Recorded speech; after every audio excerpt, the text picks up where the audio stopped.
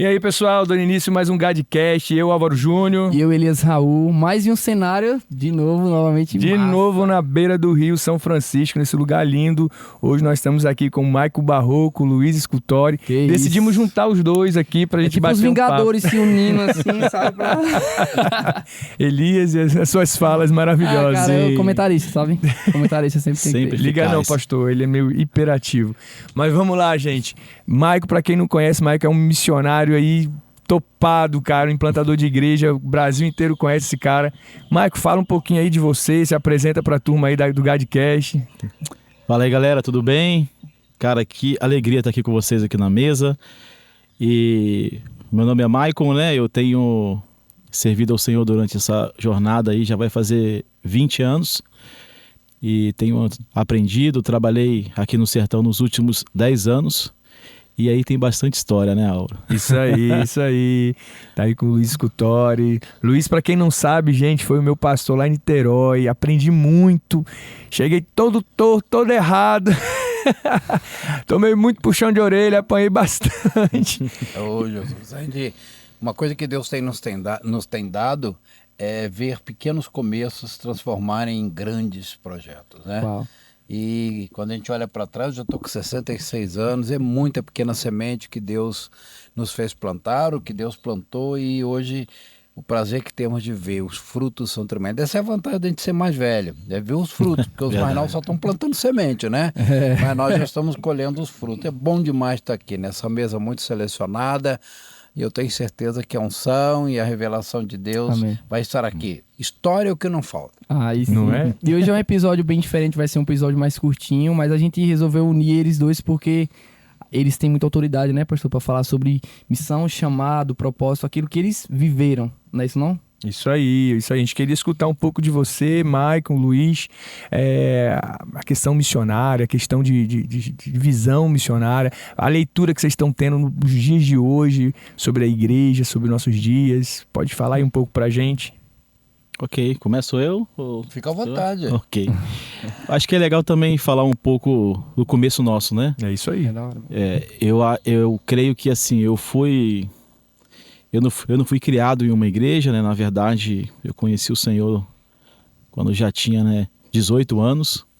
Então eu conheci o Senhor numa favela, no Jacaré, no Rio de Janeiro. Uau. E tive uma experiência com Deus O ali. que tu tava fazendo na favela? Eu fui para usar drogas, né? Uau, Maicon. Eu não conhecia Cristo, né? Na verdade, eu nem acreditava em Deus. Então, era um cara completamente ateu, né? Eu não cria, né, em Deus. E eu tive uma experiência com Deus no meio de uma favela e entreguei meu coração a Cristo. Não foi experiência com nenhuma pessoa ali, né? Por um homem, na verdade, o próprio Senhor se manifestou a mim, falou comigo. Então eu tive essa experiência com Deus ali na favela. E eu lembro quando que eu fui embora, eu fui para minha casa chorando, desesperado, porque eu falava que Deus era mentira. E agora eu achava que Deus iria me matar, né? Então eu fiquei desesperado. E quando eu cheguei em casa, minha mãe deixava a Bíblia no Salmo 91 aberto no meu quarto. E eu lembro que eu cheguei em casa naquele dia, eu li a Bíblia. E naquele dia mesmo eu entreguei a vida ao Senhor. E automaticamente eu percebi que Deus ele tinha me alcançado para algo, entendeu? Eu lembro que todo mundo falava, Deus ele tem um propósito, Deus tem um propósito. E eu perguntava, Deus, mas qual é nesse propósito?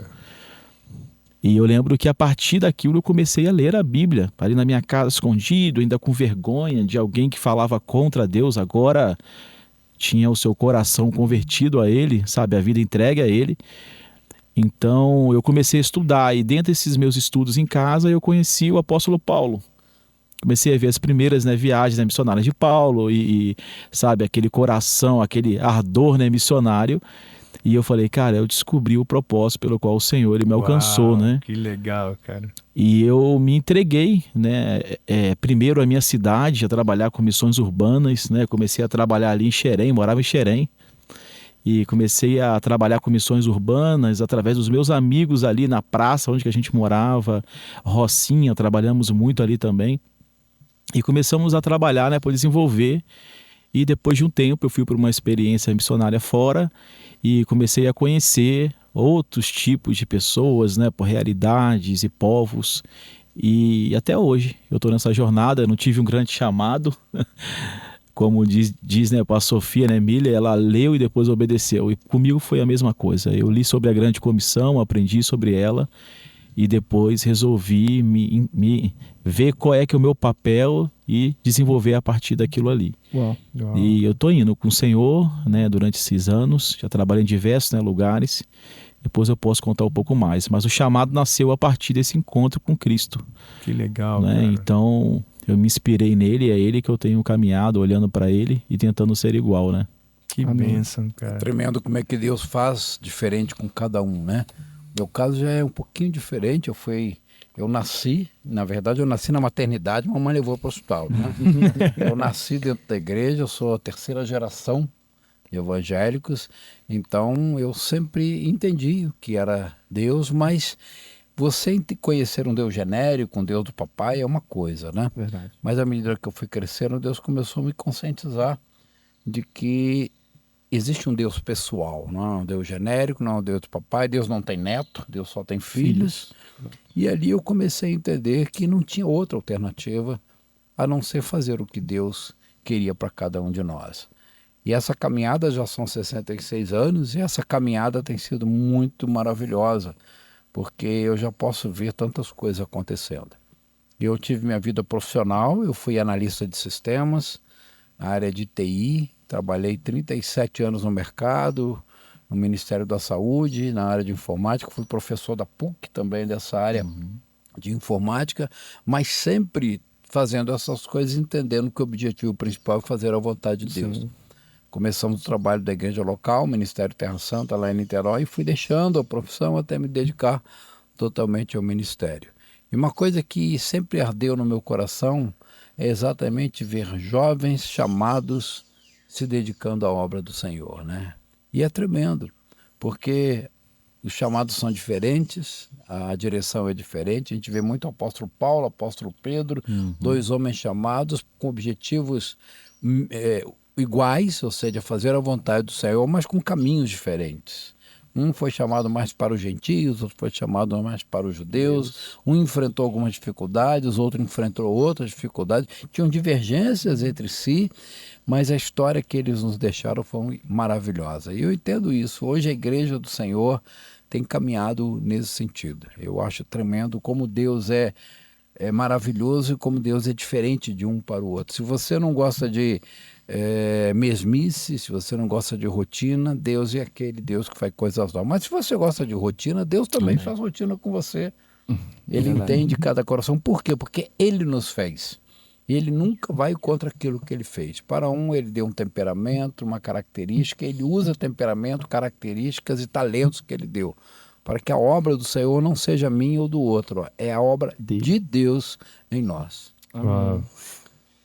Ô, pastor, a Flecha para as Nações, como é que surgiu? Flecha para as Nações. Nós começamos a entender sobre missões quando o nosso filho, hoje o pastor André, né? Vou contar um pouquinho da história dele, porque isso revela tudo. Ele, aos 18 anos, ia fazer uma vida normal. Fez faculdade, fez vestibular para engenharia, passou e ia seguir o seu caminho. Passou na Federal. Mas Deus falou comigo, com a mãe, pastora Márcia, e com o André na mesma semana. Eu estava em Brasília e depois voltei para Niterói, estava em viagem a trabalho, e Deus falou comigo que André não ia fazer a faculdade, falou com ele e falou com a mãe. Naquela semana nós decidimos isso. E André foi o nosso primeiro enviado. Ele foi enviado para se preparar. Na verdade, ele foi para se preparar para ser um pastor da nossa igreja, quem sabe. Ele foi para os Estados Unidos, Dallas, fazer o curso no Christ for the Nations. E ali se preparar. Conhecido, hein? Só que lá Deus começou a mudar o coração dele e o nosso. Ele conheceu um casal que era missionário lá no Timor-Leste, o Josué e a Claudinha. Eu lembro quando ele foi para o Timor-Leste. Pois é, e aí eles convidaram: você quer passar uns 6 meses com a gente lá no Timor-Leste, em vez de voltar para o Brasil? A gente falou: uma experiência a mais, vai. E ali Deus começou a tocar o coração dele, da igreja, a nossa igreja, que já era uma igreja de ouvir a voz de Deus, mas uma igreja com uma visão muito de tratar a pessoa somente. E ali Deus mudou a nossa igreja, se tornou uma igreja missionária. E ele do Timor-Leste ficou lá quase 2 anos. Deus ali mexeu com uma de uma forma maravilhosa. Se você perguntar onde é o Timor-Leste, eu sempre respondo, Timor-Leste é aqui. É porque é do outro lado do mundo, né? Então, é do outro lado. E aí ele começou a se dedicar a isso. E a partir dele, quando ele voltou, nós entendemos que não era um chamado para o nosso filho André, mas era um chamado para essa geração. E começamos então fazer uma semana missionária, era o primeiro nome.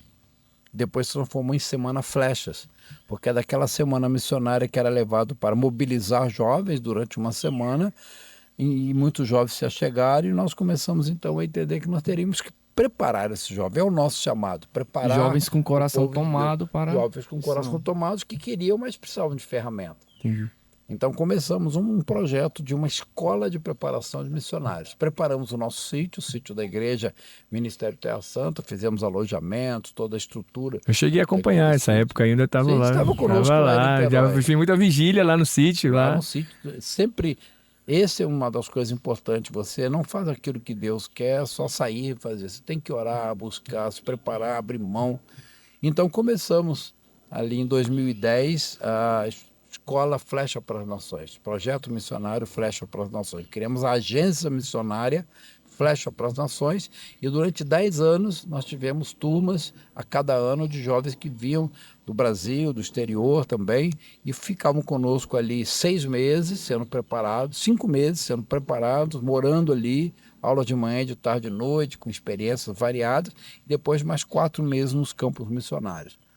E hoje, o Projeto Flechas, nós entendemos que o ciclo dessa escola encerrou, mas a gente olha para trás, são 42 pastores já que passaram pelo Projeto Flecha para as Nações. Bom. Eu digo que eu tenho que mudar o nome da escola, do projeto, tem que ser Agência Missionária e Matrimonial Flecha para as Nações. Porque tem 32 A Elaine se casou. casado A Elaine com se flecha. casou.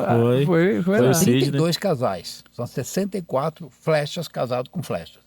Diga aí. Então tem que mudar o nome. Agência Missionária e Matrimonial Flecha para as Nações. Verdade. Sabe por quê? Porque quando a gente encontra o nosso chamado, nós vamos encontrar alguém que tem o mesmo chamado. A gente conversou isso Eu com falei, a Juliana. falamos a isso, Juliana, foi. né? Que tá indo pro mesmo caminho e se mesmo encontrando. caminho. Se encontram. Não, que no Porque mesmo vem lugar um- e se encontra no caminho. Vem né? um do norte, vem outro do sul, chegam ali com o mesmo chamado, se encontram e Deus fala, eu vou multiplicar, porque não é soma, é multiplicação. É o E quantas propósito. pessoas estão preocupadas, né? Jovens, assim, com 30, 40 anos, fica preocupado. Até falei isso, né? Com a Juliana. Eu quero casar, eu tenho que casar. E fica naquela crise, né?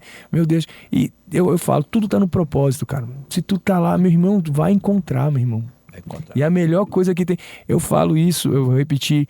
Quem tá encalhado não é quem tá solteiro. É quem casou mal. Mal, com certeza. Quem casou mal. A gente tem tanto missionário, tanta pessoa que tem um chamado lindo, né? E aí vai, se precipita, vai e fica nervosa porque a idade já tá chegando. Porque o jugo, né, por desigual não é somente se é crente ou se não é crente. É, justamente. Isso É a aí. questão do propósito, né? Porque É. se uma pessoa tem um propósito e o outro não tem, você acaba eliminando os dois propósitos, né? E tem um detalhe muito Um importante. matando o sonho. É. Lá no livro de Números, tem um texto que diz assim, sejam por maridos a quem for bem aos seus olhos. É você que escolhe. Que negócio de metade da laranja não existe, não. Existe. Mas diz assim, contanto que se case na família da tribo de seu pai. É. É a única, É a única exigência pré-requisito. que Deus dá, pré-requisito. Então na família tem que ser crente. É. Mas não basta ser crente. Imagina um jovem que tem um chamado para as nações, casa com uma jovem que tem um chamado para a igreja local.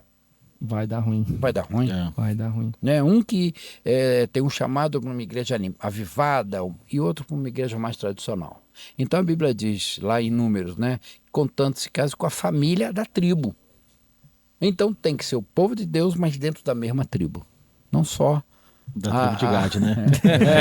não só a tribo de Gad, né?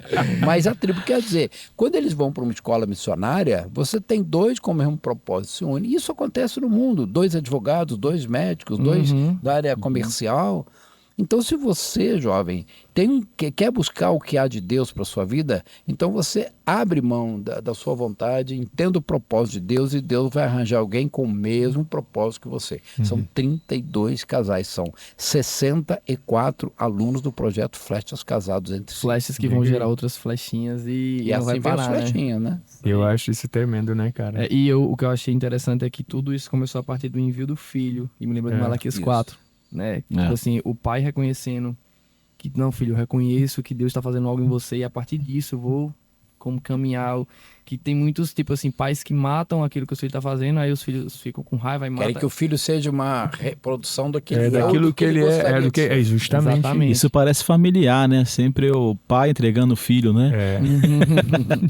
Isso parece Exatamente. familiar e bíblico, né? Muito. Parece. Eu vejo, eu tava falando com o pastor, assim, tudo que eu tô fazendo hoje eu vi meu pai fazendo. Meu pai, ele rodou o Nordeste, meu pai era gerente geral do banco, na época era Banco Crédito Real, não sei se o senhor lembra disso. Lembro. E meu pai, ele supervisionava, né, era gerente, então a região, assim, do Nordeste ficou para ele. João Pessoa, Recife, Maranhão, morei em São Luís do Maranhão, já morei em João Pessoa, desde pequenininho, só que meu pai ia pelo banco e ele investiu o dinheiro dele na missão. Então, assim, tem lugar que eu fui, em João Pessoa, é um povoado não, um bairro carente lá, Vale do Timbó. Lugar carente. A primeira estrutura lá de tijolo foi uma igreja que meu pai implantou naquele lugar, com o dinheiro dele. Né? Sendo gerente e tal, ele foi lá, construiu lá. Eu tenho uma foto, eu com colher de pedreiro atrapalhando o trabalho, né?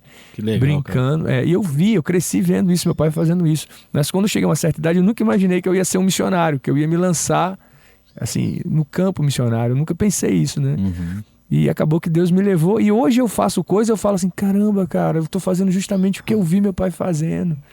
Sabe? E é muito interessante que a maioria das pessoas que são filhos de pastores, eu não sei que se com o pastor Luiz, o Mike foi assim, mas eles brigam, eu não quero ser pastor, quando termina faz a mesma coisa que o pai sempre fez, né? E eu acho isso muito lindo, porque é geracional, né? O ministério de Deus, ele sempre foi geracional. Abraão, Isaac, Jacó. Não necessariamente um filho de pastor será pastor. Ser pastor, exato. Mas um filho de pastor será um obreiro, será um líder dentro da casa do Senhor. Pode ser pastor, ele pode ser um Vai missionário. estar no ambiente ele pode- eclesiástico, né? Sem dúvida. Ele não vai estar fora do chamado. Isso já, tipo assim, se você é filho de pastor, então o cara já anula algumas coisas que, tipo assim, é assim, sempre foi assim, e eu acho que o evangelho é assim, né? Até porque com os filhos, né, de pastores, existe uma investida assim de Satanás grande, né? Forte, né, mãe? Forte, para tentar roubar tudo aquilo que foi, né, construído durante o tempo, né?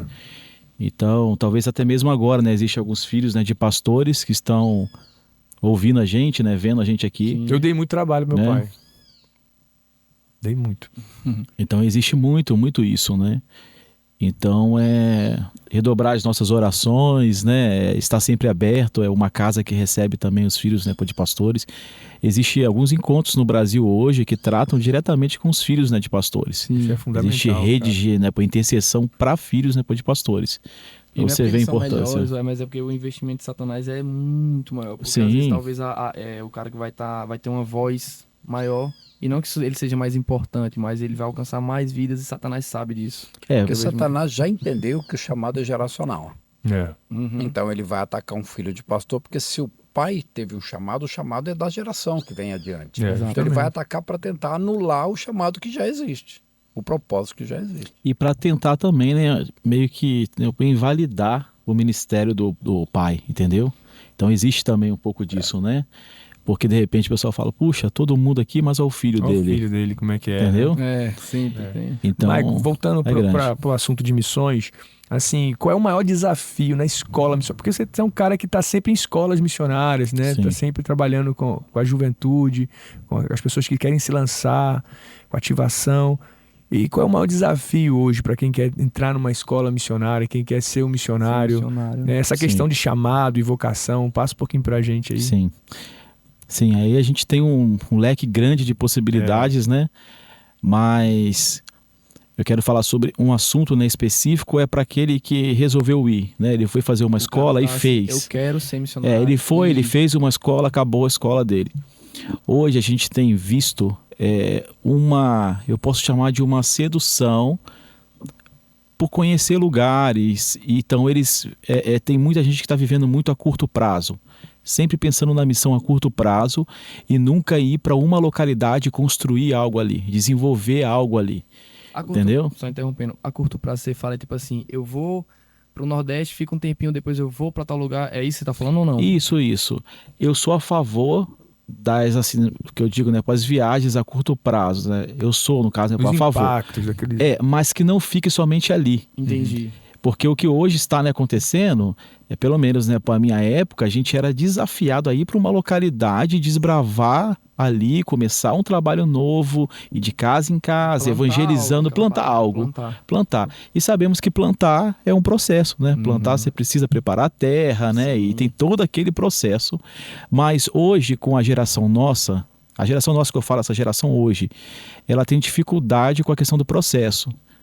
Então ela já tem uma dificuldade já com isso. Eu lembro que antigamente a internet, lembra como é que era, né? Por discada, né? Eu ainda peguei essa época, o começo, eu peguei eu o acho final, que o pastor na real. Luiz ele pode te falar ainda melhor, porque que é a área dele. Mas antigamente, para você mandar o e-mail, para você mandar o e-mail, tu demorava um tempão, porque ficava lá, né? Só para botar a internet lá e ficava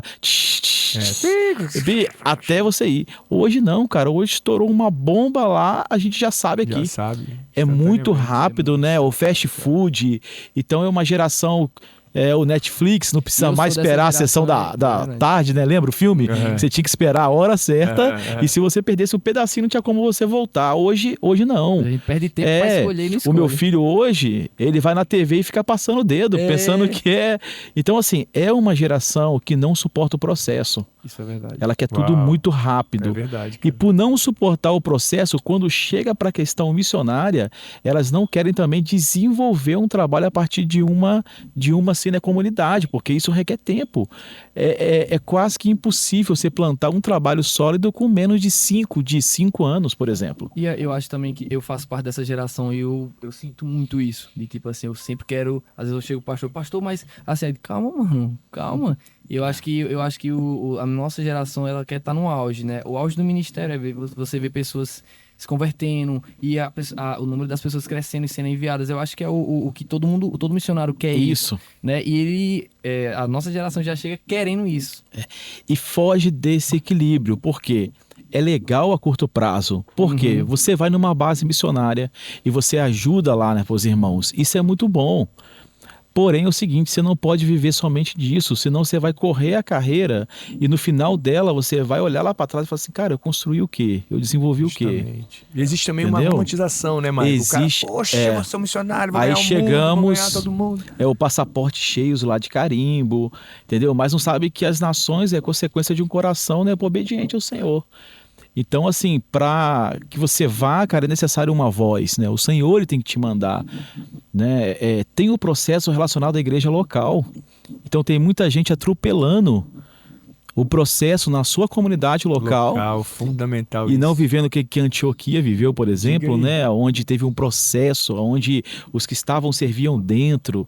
Então o Espírito Santo separou ali Barnabé e Saulo. Isso. Né, cara, a igreja, né, reconhece.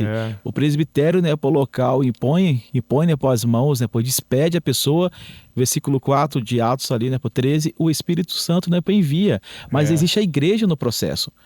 Mas hoje existe o autoenvio que é muito forte, porque eles não suportam o processo. Isso é um perigo. E às vezes sai em rebeldia, sai com o coração todo rebelde. Não, é o pior cara dentro da igreja. Eu já vi muito isso de pessoas chegam e detonam a igreja que eles faziam parte e falam, não, eles não me apoiaram no envio. Eles não me apoiaram. Quando vai ver o cara que se autodenominou isso, aquilo. Porque eu vou te falar... A gente vê isso muito dentro da Bíblia, por exemplo. Eu fico imaginando que Moisés caminhava ali no Egito, vendo os hebreus sendo oprimidos, e Deus já engravidou Moisés do chamado de libertação. Sim. Só que ele não entendeu aquilo e numa discussão ele matou um egípcio. E por causa disso ele atrasou o processo 40 anos. Se a gente olhar na Bíblia, Deus falou que o povo de Israel ia ficar 400 anos no deserto, mas ficou 420. E esses 20 anos? Será que 40 anos atrás, no 380, se Moisés não tivesse matado aquele egípcio, em 20 anos não tirar o povo de Israel, o povo sofreu 20 anos a mais do planejado. Por causa de uma desobediência, por causa de um... Então eu fico falando, cuidado, não mate o seu egípcio. Porque se você matar o seu egípcio, você vai passar 40 anos. Eu não digo 40 anos físicos, mas vai passar fora. Eu já vi muito jovem. O bom da gente ser mais velho é que 66 anos a gente vê muita história. maravilhosas, histórias difíceis. Conheço histórias de missionários que foram para uma base e ali começaram a crescer dentro da igreja local, dentro da cidade, sendo reconhecidos pelo prefeito, sendo reconhecidos pela cidade. Aí quando estava num momento, eu falei assim, eu vou voltar para casa. Quero cuidar do meu pai, cuidar da minha mãe, cuidar das minhas coisas. E aquele investimento de 5, 6 anos foi jogado fora. Nossa. Era o momento de explodir. Aí Que você é o vai olhar o auge que que a está gente fala. fazendo. Está cuidando do pai, está cuidando da mãe, está trabalhando só para ganhar o seu dinheiro. É um processo, Pula porque etapas, para né? um trabalho ser reconhecido numa cidade, numa região, como o Maio conhece vários, aquilo ali levou tempo. 2 anos, 3 anos, 5 anos. Eu falo que é muito pé de cacau, né? Você planta um pé de cacau, você colhe o primeiro fruto 7 anos depois. Uhum. O senhor falando desse não mate o egípcio, eu lembrei, tem uma palavra que eu estava ministrando um tempo atrás. E aí eu uso esse texto, né, justamente na hora que Moisés mata, o egípcio estava cometendo uma injustiça, né? E às vezes a gente fica sempre olhando para o outro, né? E querendo matar alguém que está cometendo injustiça, mas existe um egípcio que a gente pode matar. Que é aquele egípcio, o próprio. Aquele que faz, aquele que faz a gente cometer essa injustiça. Então eu sempre falo, cara, olha para o egípcio que está dentro de você. Mate ele. Mate esse cara que está fazendo tu pecar, fazendo tu cometer injustiça e tal, para você estar preparado para fazer a obra do Senhor. Eu fico pensando, será que esses 20 anos a mais do povo de Israel não foi consequência de Moisés? Com certeza. O alto envio é perigoso demais. Você lembra daqueles jovens que foram expulsar o demônio? Eles falaram assim, Jesus, né, eu conheço, Paulo eu sei quem é, mas vocês... Tome peia. Não. E o demônio dominou eles, né? Deixou eles... Até hoje. Estão correndo até hoje, né? Então, demônio expulsou cuidado a galera, com isso, né? Então, assim, é muito sutil. Porque entre você receber o chamado até o ponto de você expor realmente aquilo que o Senhor quer, é o processo. Cara, Jesus passou no processo. Jesus entrou no processo, não foi? Ele viveu o processo dele. O próprio né, apóstolo Paulo, né, ele foi pro processo dele, ficou no deserto, aperfeiçoado. Então ele teve, né, o processo dele. Só que a gente não quer viver o processo, a gente quer ser o outro, né? Aí entra numa outra, né, questão. É problema vocacional também, porque as pessoas não querem desenvolver a vocação, elas querem ver o outro. Não, eu quero ser, eu quero ser, né, Paul Álvaro, eu quero ser o pastor Luiz. Nascer pronto, a pessoa quer isso nascer aí, pronto. Só que eu quero o que eles estão fazendo hoje, eu não quero passar o processo em que eles, entendeu? E o processo, ele é muito feio, assim, a gente conta bonito, né? Tudo que é ruim de passar é bom de contar. Mas quando você tá nele, assim, eu sou filho de pastores também, e é perrengue em cima de perrengue, tudo que você quer sumir dali. É a luta atrás de luta. Isso reflete até na profissão, né? O rapaz começa ali na área de venda. Aí depois de 2 anos, quando ele ia ser o gerente de vendas, ele muda para construção. Aí começa do zero. Aí quando ele ia conseguir uma posição, ele muda para outra área. Então depois de 5, 6 mudanças, ele está começando outra vez. Então, aqueles que chegaram na profissão, numa posição, um gerente, um diretor, é porque naquela mesma área ele foi avançando. Na área ministerial também. Especializou, né? Ele se especializou, eu fui e ali eu lutei e eu consegui ser reconhecido. Os que têm histórias maravilhosas a contar foram aqueles que passaram por momentos maravilhosos, mas por momentos difíceis e que venceram. A perseverança. A palavra fala muito essa palavra, né? Se permaneceres em mim. Perseverar, Então essa é a chave. hoje, essa geração do fast food está tendo problemas com essa característica. Não consegue esperar o cacau, né? Justamente. Às vezes, assim, teve gente que chegou para caramba, pastor, como é que é a estratégia que você está usando, tal, para a tribo, tal. Eu falei, cara, a gente faz a mesma coisa do início. Aí, a pandemia, como é que foi a pandemia? Não mudou nada. A gente acorda assim, vai para casa de apoio, Lu faz comida para as crianças, eu fico com as crianças junto com a turma, depois a gente vai para a igreja. A gente faz a mesma coisa que o Senhor chamou desde o começo. E não é romântico. Não é romântico. É cansativo. Tem dia que não dá vontade de ir. Meu amigo, tem dia que você não aguenta. Ousadinha, Tem dia que vai acordar cedo para ir, tal. Eu falei, luta, e a gente tá cansado. Mas é aquilo, assim, eu admiro muito, eu amo muito a história de Noé. Quando fala de adoração, eu não sei porque Deus sempre me leva para Noé, porque, cara, Noé emitia um som de adoração. E o som de adoração que Noé emitia não era uma música, mas era um som de um martelo e de um serrote. há 100 ou 120 anos. Já imaginou isso? Diante de uma obediência. E Deus Aí a falou gente uma vez. e só falou uma vez, e a gente escuta a história, né? A gente aprende desde pequeno, né? Na igreja. E romantiza, né? Nossa, a Arca de Noé, os bichinhos. Mano, imagina a mão de Noé. Quanta farpa, quanto corte. Eu vou cortar uma madeira, eu bato o martelo no dedo, corto o céu. Ser chamado de louco, né? Ser chamado de louco, encarar. E eu acho assim, cara, a perseverança, a obediência ao Senhor é tudo, cara. E falando assim desse auto-envio para o apóstolo Luiz e para o Michael, eu queria fazer uma pergunta. Tipo assim, a gente tem um problema, que essa geração que eu vi muito missionário chegar diante da gente, né, pastor? E tipo assim, o cara se auto-enviou. Ele se Eu autodenominou. me autoconsagro. Exato. E eu vejo dois problemas que eu vejo que podem causar isso. É a falta de discernimento acerca de tipo assim, não, eu vi a árvore balançar e Deus falou comigo que eu sou missionário, que eu vou para tal lugar. Ou então a falta de submissão, de não submeter ao... Como que vocês enxergam esse problema? Como que essa nova geração pode lidar com isso? Esse misticismo de, não, eu ouvi um dia um cachorro latir, eu acho que ele falou isso. Eu recebi uma jovem de outro estado e ela falou, não, eu vim pra cá, minha igreja me enviou e tal, e ficou um tempo com a gente, né? Causou problema em tudo. Em tudo que ia, causava problema, tudo estava errado. Aí eu chamei ela e falei, cara, você precisa ouvir Deus, né? Você fala assim, Deus fala comigo, pastor, Deus fala comigo, mas você não escuta a liderança da igreja, você não escuta os seus pastores, você não escuta ninguém, mas o Deus, ele fala só contigo, né? Aí ela foi embora, tal. Aí, como ela estava desligada de todos os ministérios e para fazer parte de uma escola de missões ou algo, tem que ter a autorização, né? Ela não Tem que tava ter, servindo a igreja alguma local igreja dela. tem que assinar, algum pastor tem que assinar, e recorreu a gente. Pastor, assina aí. Eu falei, eu não tô te entendendo. Porque não tinha ninguém que assinasse, né? Mas ela tinha o chamado. Aí é uma coisa que eu fiquei assim, gente, como é que pode? Como é que Tipo funciona assim, isso, como é que né? funciona? E eu vou ser sincero, na maioria das vezes, o cara tem um desejo mesmo de ser missionário, é algo genuíno. Só que é como ele não consegue passar pelo processo, servir a igreja local. Como é que vocês enxergam como que a gente tem, o jovem tem que fazer? Eu recebi um desejo do Senhor. O que é que vocês falariam para ele? É o que o Mike falou, moço. O Mike já falou desde isso. Sirva na igreja local, né? E Cara, a própria igreja reconhece. O teu pastor, ele tem que participar disso, entendeu? A sua igreja local, ela precisa participar disso, né? Senão, eu acho que não tem coerência, assim. Mas, cara, acontece? Acontece. Né? Então, para mim, assim, por exemplo, se tem hoje um missionário que talvez está até aqui ouvindo a gente e está sozinho, por exemplo, ele se alta, depois enviou e está sozinho, entendeu? Ele já foi, está lá, né, trabalhando. Procure alguém para poder cuidar dele. Não é bom a gente andar sozinho. Talvez, eu acho que o pastor Luiz ele pode falar melhor sobre isso, né? Mas sobre a questão de ser cuidado, cara, é importante. Você precisa prestar conta a alguém. Entendeu? Isso é segurança para sua própria vida, para o coração. A você não caminhar sozinho. Isso é um perigo, não é? Eu costumo dizer que se você não tem alguém que tenha autoridade, meter o dedo no teu nariz e falar você está errado, eu fico muito preocupado por você.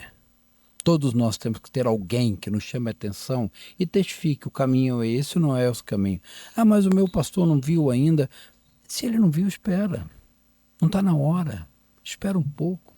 Davi foi consagrado na sua casa com seus irmãos e seu pai por Samuel. Ele poderia sair dela, agora eu sou rei, eu vou matar. Ele teve a oportunidade de matar Saul, ele trabalhou no palácio. Ele tocava o louvor para Saul dormir, mas ele sabia que não estava na hora. Quando chegou na hora, ele foi aclamado por toda a multidão, por todo o povo. Então, Elias tinha Eliseu. Quem era Eliseu? Eliseu é aquele que jogava água na mão de Elias.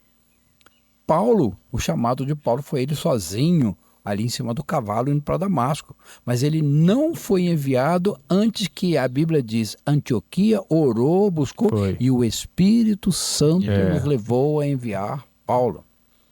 Então o esperar também é de Deus. Amém. Nunca. Eu não consigo entender. Eu sei que isso é uma resistência muito na igreja, especialmente pastores, líderes e missionários que são muito independentes, mas eu não creio no ministério do eu sozinho. Você tem que ter uma cobertura, tem que ter alguém orando por você e tem que ter alguém para dizer para você se você está errado. O único lugar que a Bíblia diz para julgar é na profecia. Nós não podemos julgar uns aos outros, mas vamos julgar a profecia. Ah, caiu uma árvore e Deus falou comigo que eu tenho que ir. Então vai, busca julgamento, busca confirmação de quem? De quem você conhece, de quem te conhece. Então, o ministério do eu sozinho, ele pode começar bem, mas ele pode acabar muito mal, porque você não vai ser cuidado e todos nós somos homens, mulheres, temos problemas. Hoje, o meu ministério é praticamente esse pastor de pastores.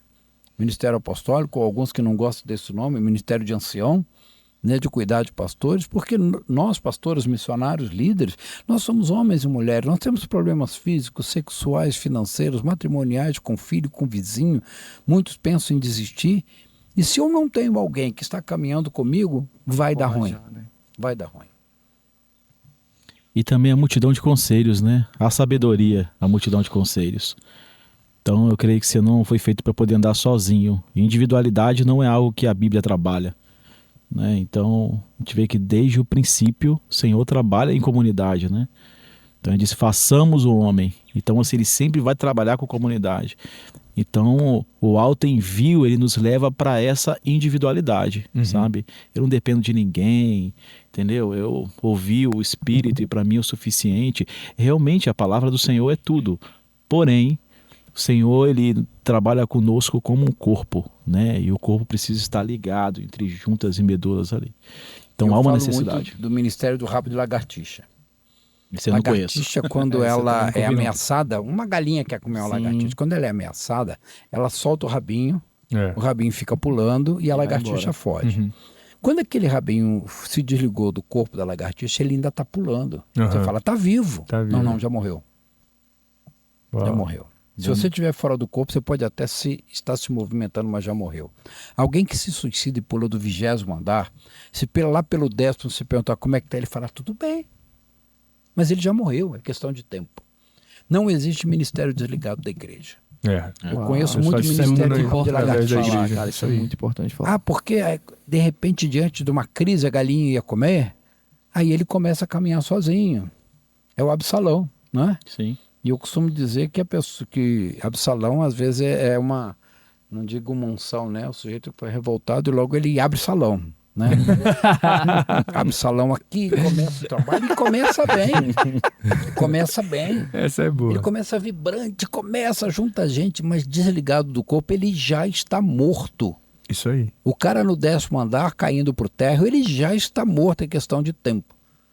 Eu não creio no ministério do eu sozinho. Eu chamo o ministério do rabo de lagartixa. Ele está se agitando ainda, mas já morreu porque está fora do corpo. Eu acho que as pessoas acham que elas têm, por exemplo, Senhor, eu vi uma bandeira lá da Nigéria, entendeu? Aí eu vou pensar, cara, África, que legal. Então, cara, eu vou. Independente se o pastor quer ou não quer, eu vou. E ela acha que quando ela entrar lá no avião, sabe, cruzar, né, o continente, ela acha que vai vir por osmose o missionário. Mas só que, cara, não é assim. Ele é formado. Isso aí, cara, é o romantismo, assim, que não faz sentido. Não é? Na verdade, é uma formação, né? Eu gosto quando o apóstolo Paulo trata o ministério como se fosse uma carreira, né? Eu gosto disso. Pensar, cara, não, eu combati o bom combate, entendeu? Então, assim, ele fala sobre essa carreira, né? Quando que o Espírito Santo fala o que esperavam ele em Atos 20, 23, o que esperava ele era, no caso, né, açoites e prisões. Ele fala, nada eu tenho, né, preciosa a minha própria vida, né? A não ser cumprir a minha jornada, a minha, né, vocação, entendeu, né, mano? O ministério que ele recebeu mediante a graça de Jesus Cristo. Então, assim, é uma carreira, cara, a gente está correndo uma carreira. E essa carreira, ela precisa ser uma carreira limpa, justa, honesta, sabe? Fiel ao Senhor, fiel àqueles que o Senhor tem colocado durante né, o caminho, né? Os anciãos e todo aquele que o Senhor tem acrescentado a nós. Então eu acho que existe uma graça do Senhor sobre isso, sobre essa fidelidade no processo, né? Então a gente volta naquilo que a gente estava, né, falando. Então hoje é necessário se submeter ao processo para essa geração ansiosa. É uma geração ansiosa. Verdade, Mike. Que com 12 anos, 13 anos já está tendo problemas relacionados a estresses elevadíssimos. Diga aí. Sem ter que pagar uma conta. O que será deles quando tiver que pagar uma conta? Não é? Né? estão tomando remédios, e remédios não é nem conta de uma patologia, de algo depois diferente, é justamente isso, ansiedade. Teve uma época que o Pedrinho, né, ainda estava já... Essa eu devia estar com 16 anos, aí ele chegou e falou assim, pai, eu tô com depressão. Eu falei, tá com o quê? Com depressão. Porque ele escutou os amigos na escola, o pessoal falar em depressão, você tá com depressão? Tristeza, né? Eu tô triste. Então eu falei, então vamos acordar cedo, eu vou te levar lá pro projeto. Tu vai trabalhar comigo lá amanhã. Aí eu levei. Aí, cara, Deus, assim, na hora que ele sentou, veio uma menininha chorando. Aí a menininha abraçou ele, tio, ora pro meu tio, ora pra minha mãe. Aí, ora pela minha mãe, por quê? Porque meu pai nessa noite bateu na minha mãe, espancou minha mãe e tal. Aí Pedrinho, a lágrima do Pedrinho começou. Aí começou a chorar, né? Aí daqui a pouco o outro, tio, mataram o meu tio. Deram um tiro na cabeça dele nessa noite, aqui no bairro e tal. Aí o Pedrinho, aí acabou. O Pedrinho chegou pra mim e falou, pai, não tem problema não. Não tenho depressão não. O pai me abraçou chorando. Levou ele pro projeto? Levei. Projeto ou terapia? Aí ele viu a realidade das crianças, né?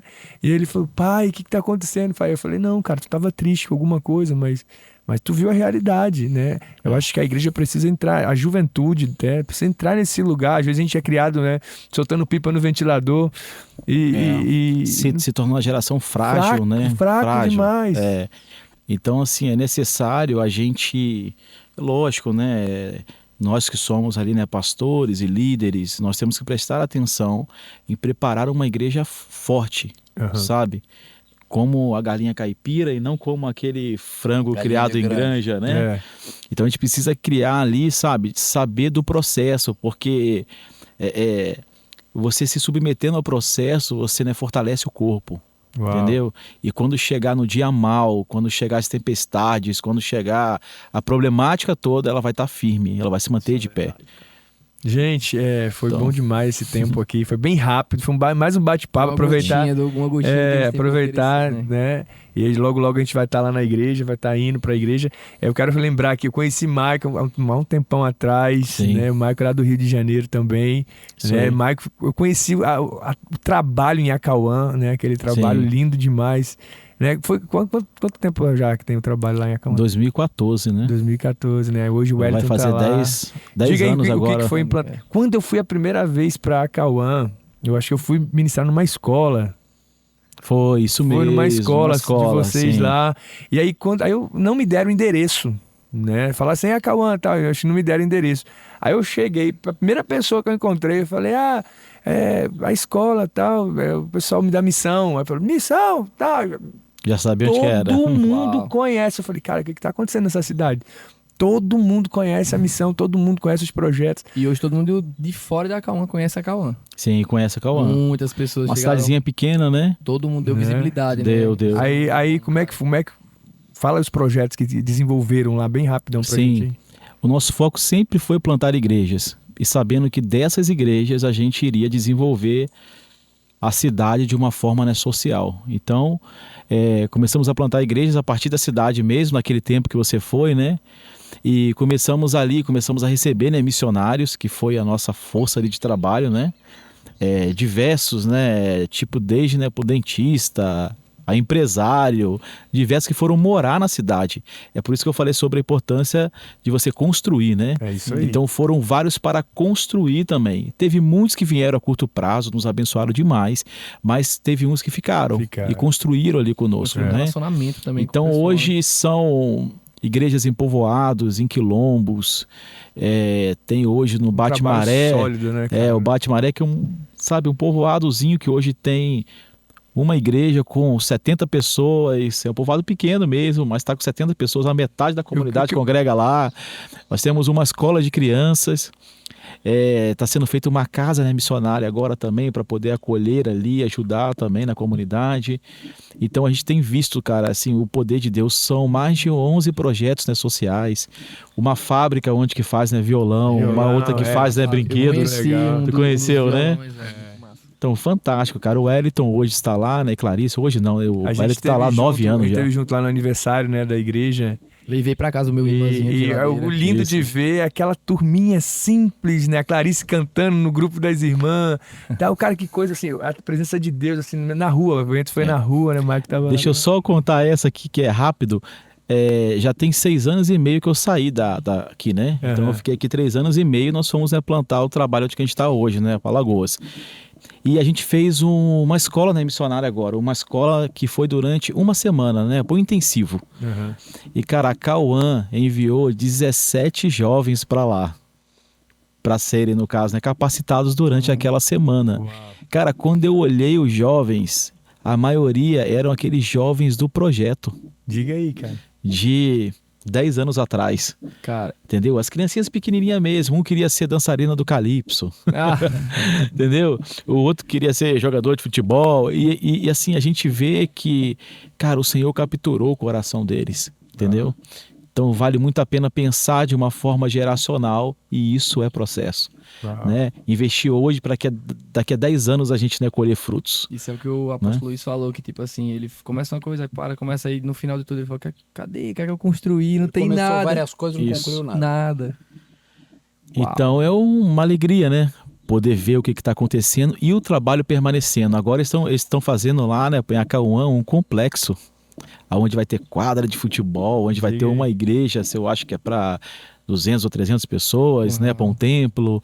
Então está sendo, né, construída. Depois chegou as parcerias, né, para Água Viva, a Missão AMES. Chegou umas parcerias também que fortaleceram a Missão Mais. Foi uma parceira nossa ali no começo. Então, assim, a gente vê o Senhor acrescentando, sabe? Trazendo aqueles que vão construir de fato.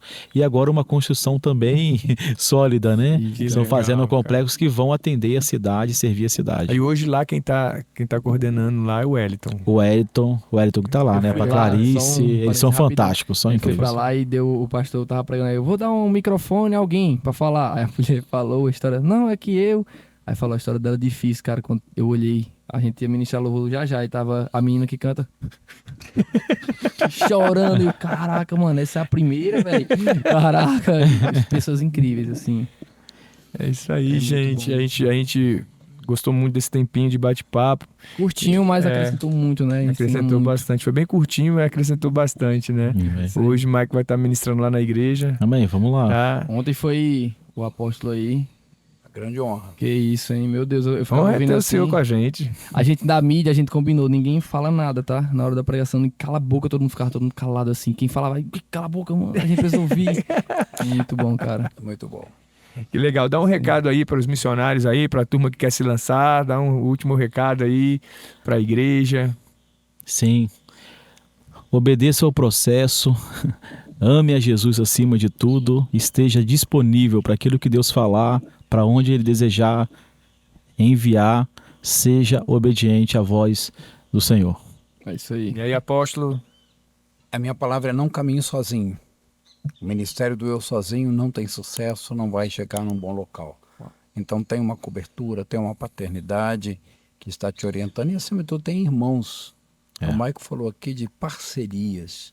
O ministério é composto de parcerias. Pessoas, ministérios, igrejas, porque Deus não faz a obra através de um. Deus faz a obra através de a igreja, através do corpo de Cristo. É isso aí, pessoal. Quero agradecer os irmãos. isso Gente, aí. esse é mais um Gadcast.